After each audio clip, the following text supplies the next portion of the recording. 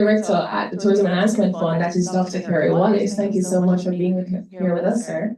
Additionally, to all our stakeholders from the Mona School of Business Management, who has organized and brought everything together, to the students of the Events Management course, for all of our stakeholders, our sponsors, to our teachers here presenting the various schools, and most certainly to our future leaders of tourism, students across Jamaica. You're coming from very far places, Kingston. I'm sure we have persons from Bishop Gibson, which is all the way on the other side of the island. And there's so many other persons here today, and we're just so happy to have you.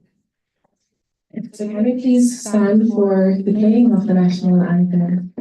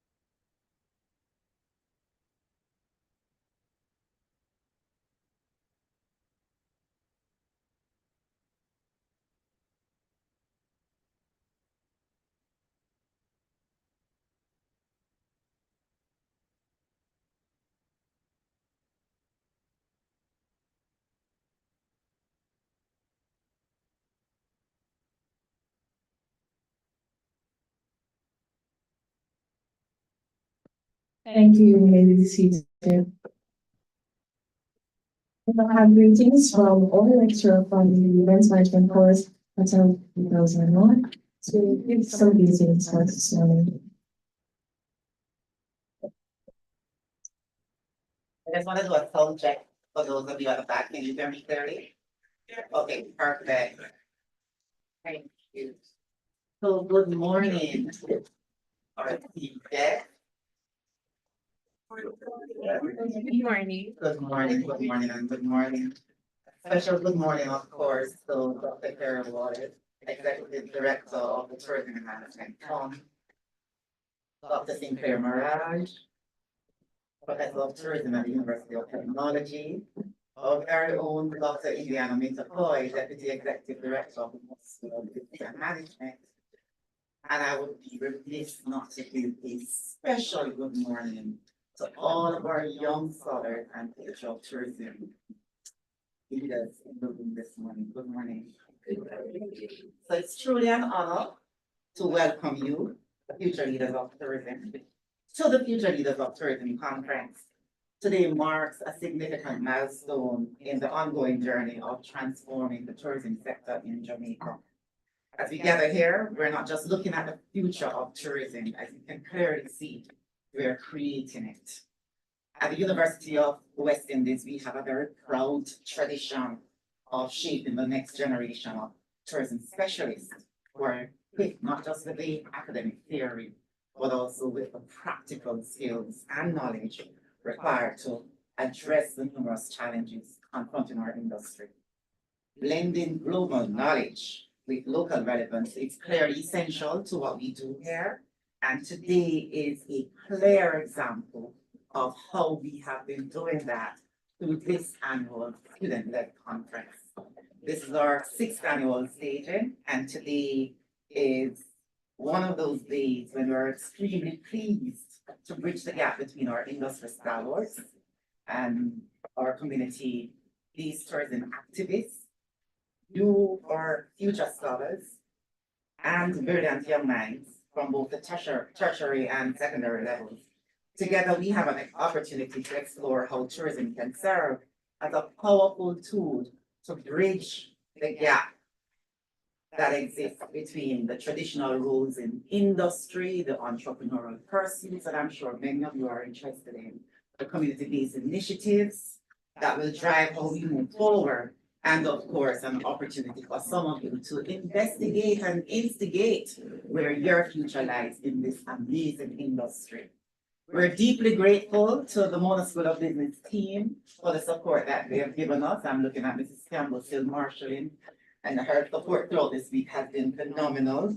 We are grateful to our ED and our Deputy ED. I mentioned before that we are extremely grateful to the Ministry of Tourism and to the Tourism Enhancement Fund in particular. I think at this point, I want to just have a big shout out to Dr. Kara Wallace, who has been here with us from the get-go. 6 years going, 6 years strong, and his support has been phenomenal. Can we give a big shout out, please? Most importantly, I am grateful to all of the teachers and lecturers that are in the room and senior many faces. Thank you so much for seeing the significance of this and for taking your students on this journey with us.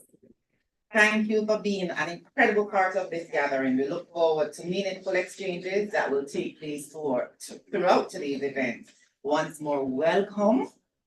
Let's make this day one of inspiration, one of learning, one of personal growth, and of course, one where we show the rest of Jamaica how out of many, one is.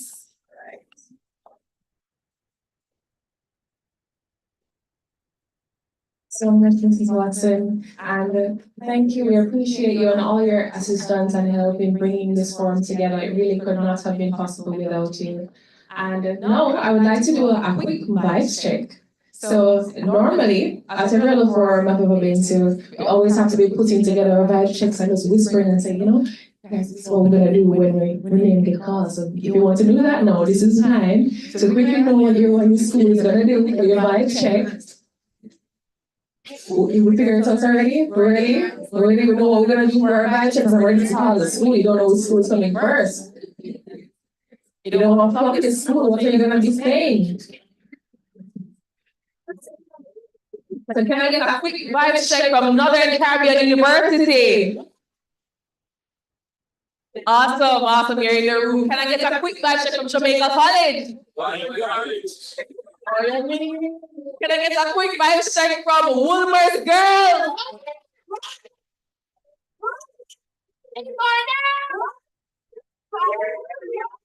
No one is from here. I was expecting that one. Can I get a shout out from Mona?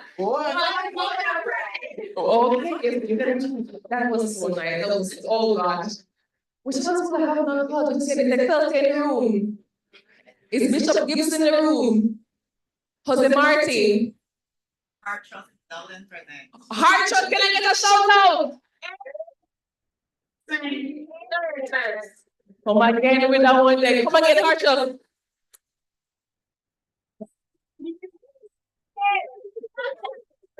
Okay, we're loving same way. We're loving the same way.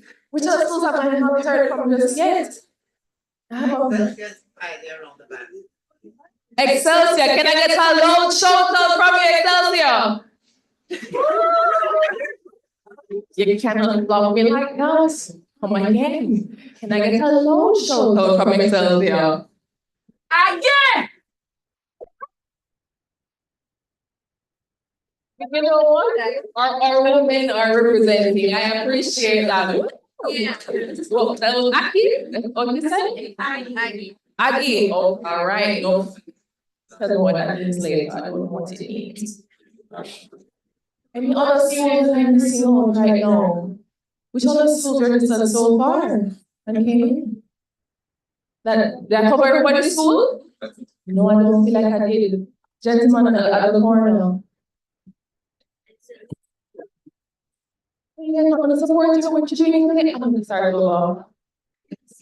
Can I get a little shout out from Excelsior?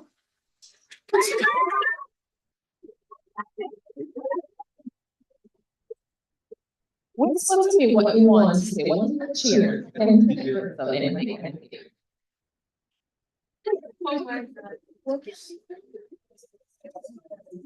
Can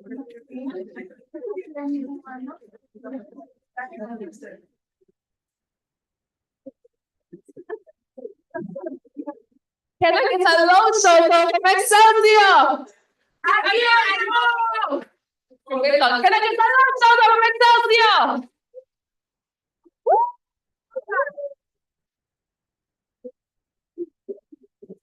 After so much vibes and energy, I'm here to now present our keynote speaker, Dr. Karen Wallace, from the Ministry of, correction, from the Tourism Enhancement Fund. So Dr. Karen Wallace, who has so much knowledge and substance to share with us, he's an incredible driven professional with a passion and depth of experience and a track record of success.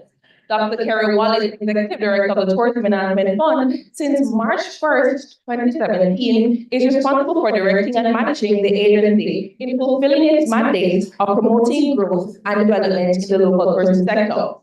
Prior to joining TEF, Dr. Wallace was a senior consultant with T2 UK Limited, one of the world's leading providers of psycholinguistics, where he guided the blue chip clients to optimum operational and customer experience. In addition, he led T2's growth strategy through new product development and expansion into international markets. Dr. Wallace is experienced in tourism spanning some 25 years. He held the position of Chief Executive Officer of F. Manley Wallace and Sons for some 13 years, using his attitude for business to expand the family enterprise from one hotel to a group of companies, including 3 hotels, a shopping mall, and a nightclub. Dr. Wallace holds a doctorate of philosophy in social psychology from the Cardiff University in Wales, an MBA in finance from Cornell University in New York, and a BSc in computer science from the University of West Indies, Bona, right here on this campus. Additionally, he is a certified project management professional, in a proficient in conversational German and Spanish. Dr. Wallace is incredibly driven and has a passion and depth of experience and a track record of success in leading TED towards its future growth.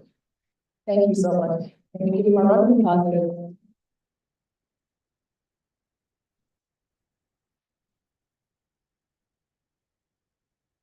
Thank you so much, Katrina, and congrats on being the lead and staging this Future Leaders Conference. I want to recognize all the leaders in academia that are here to with us. You mold the next generation, and so your role is vital. And so I just want to personally thank you for all that you do for the next generation of Jamaicans and Caribbean leaders. How many are Jamaicans in here? Show of hands. Almost everybody. Anybody who is not Jamaican? 1, 2. All right, welcome. Must confess, I use artificial intelligence since we were preparing for this speech. Year 2024.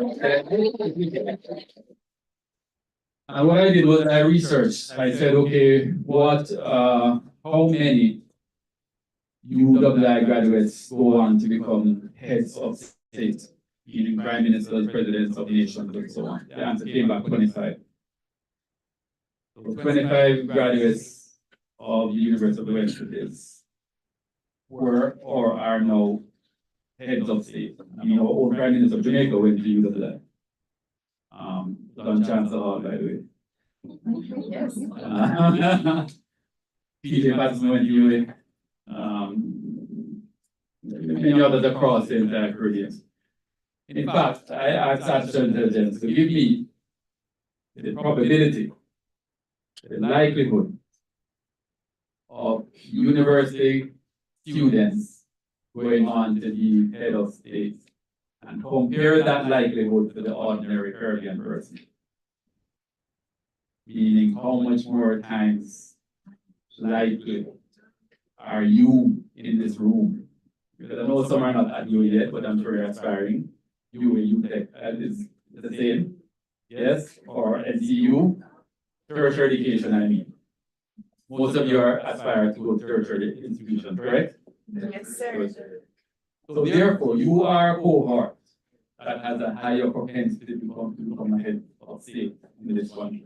You're going to be the movers, you're going to be the shakers, you're going to make an impact on many lives across the Caribbean and the world for that matter. What is that probability, likelihood? You are 100 times more likely to become the head of state of a Caribbean nation. I would give myself a round of applause, right? Now, there's a saying with great blessings come great responsibility. Who much is given, much is expected. And so that is the weight of responsibility that you have on your shoulders. Every single one of you sitting right here, you are benefiting and you have been blessed more than the average Caribbean national, the average Jamaican. For every one of you who are in a decent high school or at university, there's about 1,000 other Jamaicans out there who weren't blessed to be in the high school that you are in, who weren't blessed to be at the university, getting a tertiary education that you are getting. You didn't have the parenting perhaps, you didn't have the resources to be able to have that position that you have, that seat that you have. And so, what are you going to do with it? Future of our nation depends on what you are going to do with it. Because who should make the difference to our nations? The ones who weren't provided with the resources? That would be unfair. People's Republic of Congo in Africa has one of the wealthiest and richest resources of metals, copper, diamond, gold. Yet the people on the surface of the People's Republic of Congo are the third poorest in the world. Underneath the ground are the richest that would make them one of the richest countries in the world. On the surface, people, it's about the fourth most populated country in Africa. And it breaks your heart, doesn't it? It breaks your heart to think that, oh my God, it's sitting on all the blessings, and yet the people's quality of life is horrific. Closer to home, the Caribbean, Guyana just found huge reservoirs of oil. Yes? And thankfully, they are converting it into a better quality of life for your people. Last year, they were the fastest growing economy on the entire planet, 62% growth. They wrote out everybody's student loans over there. They gave, just 2 weeks ago, they gave $100,000 every male, every adult above 18 years old. In fact, when you think of the countries that are oil rich, like Saudi Arabia, Dubai, and so on, they pay for all the citizens' utilities. They pay for all their education, pay for all their healthcare, pay for the light and water. That is how they converted industry.